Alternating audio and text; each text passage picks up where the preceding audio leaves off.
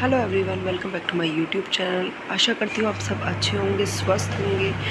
इस वीडियो में मैं शेयर करने जा रही हूँ 32 वीक्स पर एक अल्ट्रासाउंड रिपोर्ट, जो कि बेबी बॉय फिर बेबी गर्ल की आपको पता चल जाएगा। प्लीज़ बने रहिए इस अल्ट्रासाउंड रिपोर्ट में। मैं आपको दिखाने वाली हूँ कि बेबी कौन सी प्रेजेंटेशन में था, बेबी की हार्ट रेट क्या थी, बेबी का पैरामीटर्स कैसे थे, AFI लेवल्स के कैसे हैं, और कौन सा प्लेसेंटा मेरे को इस प्रेगनेंसी के दौरान बना और मेरे को कौन सी डिलीवरी हुई। तो बने रहिए इस वीडियो में।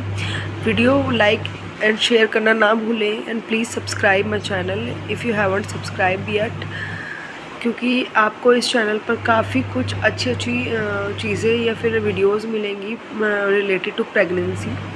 सो स्टार्ट करते हैं इस वीडियो को। ये मैंने करवाया है 2019 में।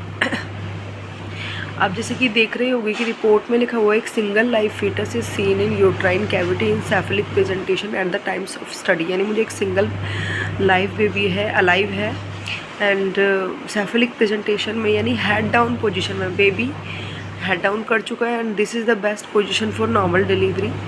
एंड फीटल की मूवमेंट्स देखी जा सकती हैं, और कार्डिक एक्टिविटी यानी दिल की धड़कन मौजूद है, and appeared normal, and normal appear हुए हैं। फीटल की जो हार्ट रेट है वो है 149 बीट पर मिनट, यानी कि जो बेबी का दिल है वो धड़क रहा है 1 मिनट में 149 बार, और रेगुलर है।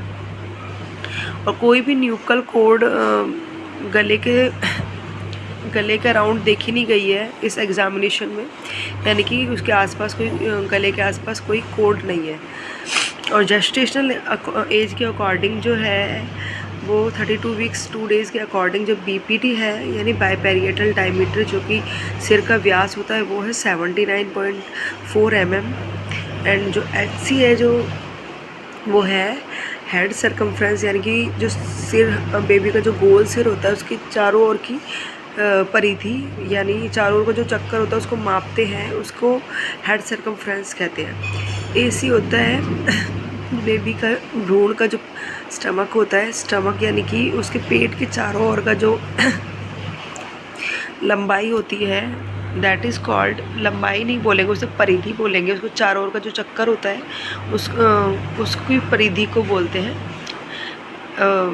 Abdomen circumference. और FL होते हैं फीमर लेंथ, यानी कि जांघ की हड्डी की लंबाई। और EFW है बेबी का 1703 ग्राम्स, और प्लस माइनस हो सकता है 250 ग्राम्स एट 11th परसेंटाइल। तो जो बेबी के पैरामीटर्स हैं वो अपीयर्ड नॉर्मल, जो सही मतलब अच्छे से बने हुए हैं, एंड एट 11th परसेंटाइल।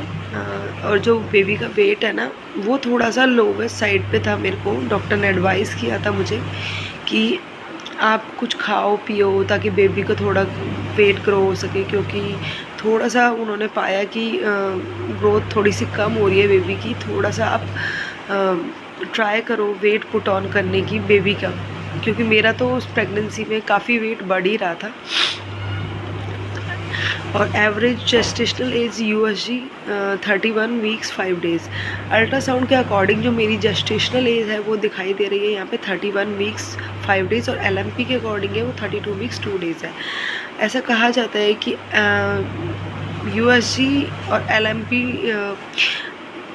उसमें डेट्स में EDD जो होती है वो LMP की ज़्यादा बेहतर मानी जाती है, पर मेरे अनुसार जो मेरी को डिलीवरी हुई थी USG के अकॉर्डिंग जो मेरी EDD थी वो थी 28 Feb की, और मुझे बेबी डिलीवर हुआ था 18 Feb को। तो मेरे लिए ज़्यादा एक्यूरेट थी USG वाली डेट। FL जो है और AC 21.6 HC, ये पैरामीटर्स है बेबी के यहाँ पे जो दे रखे हैं।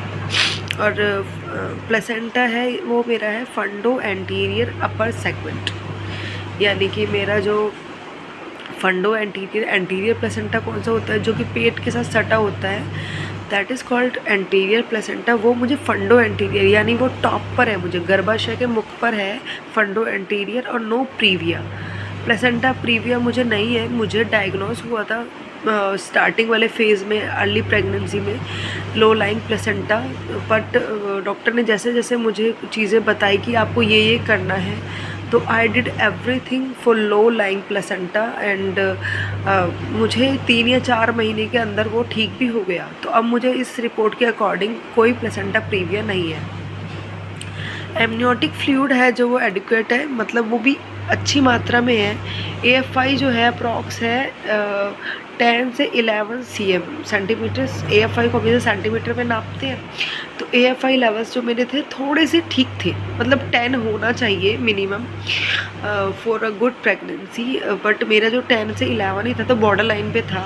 तो डॉक्टर बोल रहे थे कि आप थोड़ा सा इम्प्रूव करो अपने AFI लेवल्स, तो क्योंकि अभी प्रेगनेंसी को भी टाइम है, मतलब 8 वीक्स यू आर स्टिल मतलब far away from your delivery. तो आपको क्या करना है, आपको पानी ज़्यादा पीना है, लिक्विड्स ज़्यादा लेने। तो I did the same and AFI level मेरे नेक्स्ट अल्ट्रासाउंड में अच्छे हो गए थे।